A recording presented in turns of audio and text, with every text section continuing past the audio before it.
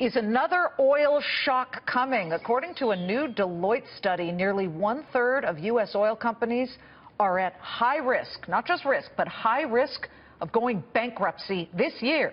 This after 67 U.S. oil and natural gas companies have already filed for bankruptcy. That happened in 2015.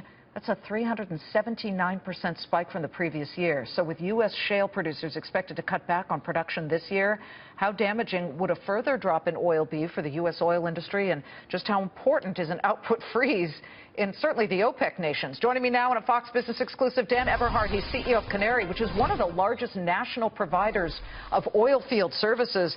67 bankruptcies last year. Do you expect it to be worse on pace this year? Well, Liz, thank you for having me again. I think it's going to be worse this year than last year. I think there's a lot of stress in the industry right now. Worse this year? Why? I mean, look, we only have, I think, 500 operating rigs in the United States now. You'd have to go back dozens of years to get to that low level of operating rigs. And yet we got a build of 10+ million barrels in inventory from the last week alone. Yeah, no, the inventory build was bigger than expected, and the rig count is down about 75% from the peak in October 2014. So that's quite a huge trough. How's your company being impacted? I'm always interested to know. I mean, God forbid, you're not close to any kind of trouble, are you? I wouldn't say we're close to trouble or bankruptcy, but I would say it's definitely a huge and a very strong headwind. I mean, we've laid off a few hundred people, and everybody at our company, including myself, has had to tighten our belt, and we've had to really look inward on our expenses and rethink things. But we still see a decent amount of activity. We think in certain basins we've picked up market share, and we see a path forward, and we still have a good volume of activity.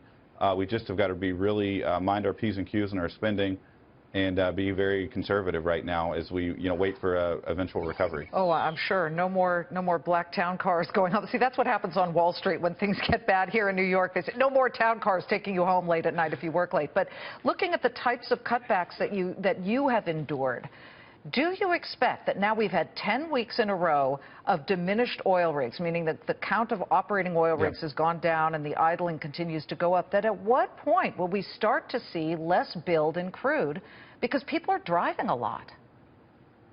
Well, look, I mean, I think the unsung story and the story that shows like yours, could talk about more is the inventory demand, or the increase in demand last year was pretty robust, about 1.6 million barrels a day. The EIA is forecasting an inventory or a demand increase in 2016 of about 1.2 million barrels a day.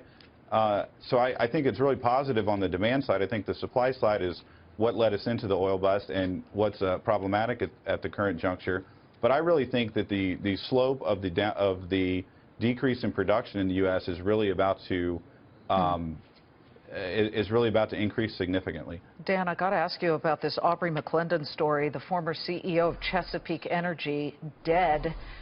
He apparently drove into a wall at a speed of 40 miles per hour just one day after having been indicted on conspiracy charges to, I guess, rig bids for oil and gas leases.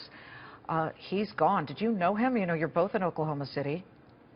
Yeah, no, so I just heard this news a few minutes ago. So, but I think, look, he was a larger-than-life character in Oklahoma, in good ways and in bad ways, and he was a colorful and controversial character. Okay.